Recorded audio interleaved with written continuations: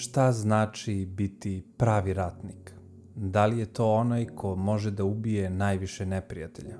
Onaj koga se svi plaše? Onaj ko može da radi sve što je zamislio jer je najjači? Ne, to bi bio tiranin, nasilnik. Šta je onda pravi ratnik? To je čovek koji brine, čovek koji je smiren, čovek koji je tu da pomogne bližnjem.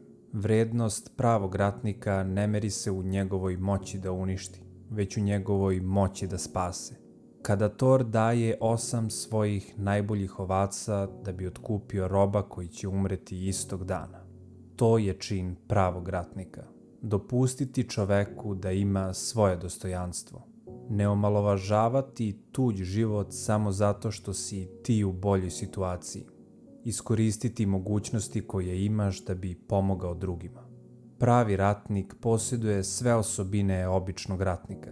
On je jak, brz, vešt, hrabar, ali on posjeduje nešto što običan ratnik ne posjeduje.